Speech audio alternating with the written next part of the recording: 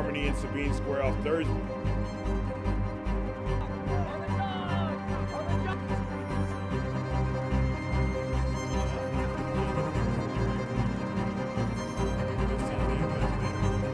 Hoping that one of these kids, first round pick,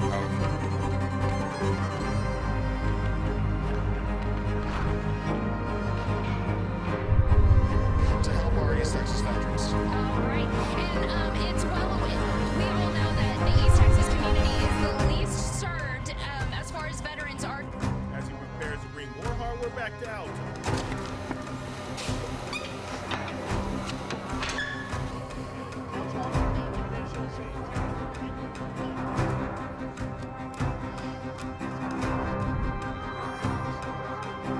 Model it is, but they keep it up just for the Rose Parade every year. My cousin Nancy maintains it meticulously and generously loans it out to the Rose Parade every year.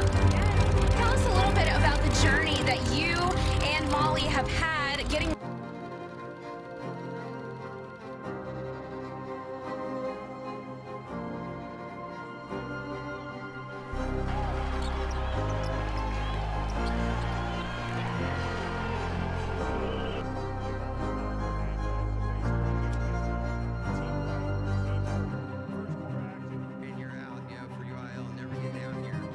And you now they can add to the list of the.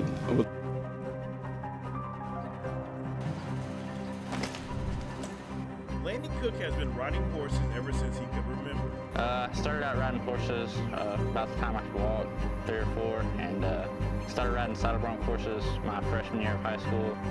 Just kind of been going from there. Landon does it all from calf roping, team roping, saddle bronching, along with steer wrestling, while also playing baseball and football for the Alto Yellow Jackets. It's hectic trying to juggle them all at the same time, but it just takes a lot of work.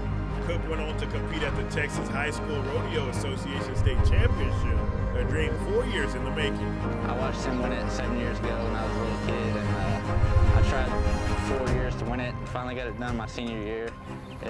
It just means a lot. I dreamed about it for a really long time. Landon says he's always looked up to his older brother who won this competition 7 years ago, making his victory that much sweeter. My brother's been my hero. Looked up to him for a long time, and just to win something that he's won and then try to get to where he is one day is the goal. Cook athletes in the zone on that bucking bronco, it's a big adrenaline rush. When you're doing it right, it's the greatest feeling in the world. It's like sitting in a rocking chair, but if you're not, it can get pretty rough at times. Throughout all of his success, the Alto community has been cheering him on. Alto, that's the greatest community I've ever been a part of. There really is no other place like it. Landon Cook leaves for Wyoming on July 15th for Nationals as he prepares to bring more hardware back to Alto.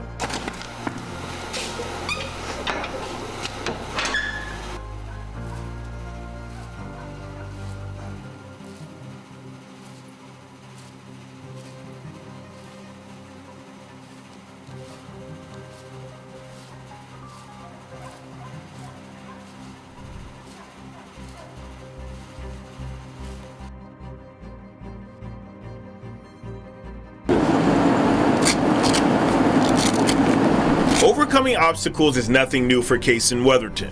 Seeing him persevere and overcome all the challenges that he's faced over his years. The Henderson sophomore has lived his whole life with just one leg. But in just a short amount of time, practicing a new sport, he's headed to state in the seated shot put. I didn't think I was going to go to state my first year of it because I've only been practicing for a month, so I was just shocked by it. Starting taking on a totally new task and then conquering the things that he has within a short amount of time. Like I'm very proud of him. Kason credits his perseverance and never quit attitude to a mother's love, telling him you can.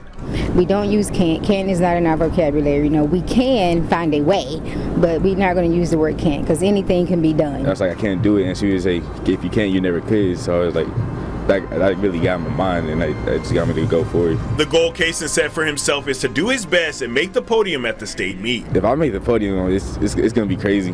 Like I'll probably be running around everywhere. I'm not gonna lie. He wants to be the best at everything he does, and so I know that'd be huge for him. So what should we learn from his journey from powerlifting to shot put? Kaysen says never doubt yourself and just give it your best. I hope people see that his drive and his determination, and people can eliminate excuses from their life and things that might be holding them back or reasons why they can't get something done. At the end of the day, you're still practicing, you're still trying your hardest, so it's like you're still doing better than what you did the last time you did something. Kaysen throws Friday at 12:30 in Austin, adding yet another chapter to an already incredible story. Sam Houston State, SFA, last ride. It was a final chapter of the Battle of the Piney Woods, and it was one to remember. I wanted it for those guys in that locker room. I wanted it for our university, our administration, our professors, everybody that, you know, dons the purple. I wanted it for everybody that's ever graduated from SFA. For the second straight year, the SFA Lumberjacks lost to Sam Houston by 1 point. Sam scored late in the fourth quarter to rally and pull out the win. It's been tough. You know, we are the underdog in this thing for a reason, and this underdog team played their tails off, and I love those guys in that locker room. There's a lot of hurt, as there should be, because they played well enough to win. We just didn't get the job done. The Lumberjacks committed penalties late in the ball game that led to the Bearcats marching down the field. Head coach Kobe Carthel didn't agree with the defenseless receiver call late in the game. The ball is there. We do a great job hitting them in the strike zone with the shoulder. I'm not going to tell a kid not to play, and I disagree with that call. I disagree with a game of football if you can't do what happened there, and that one hurt. Coach Carthel and the Lumberjacks will take this as a learning lesson to prepare them for the rest of the season. But what I saw out there, those 60 minutes of football, I'm very confident in our team now in terms of moving forward and what we can do this season. Beast Texas, you should have been here in Houston as the SFA Lumberjacks and the Sam Houston State Bearcats clash. Hey, it was an instant classic. For the 96th meeting between these two teams, SFA drops their 11th meeting, but it's okay. They played their hearts out, and Coach Carthel could not be more proud of his guys. Reporting here at NRG Stadium, David Gibson, KETK Sports.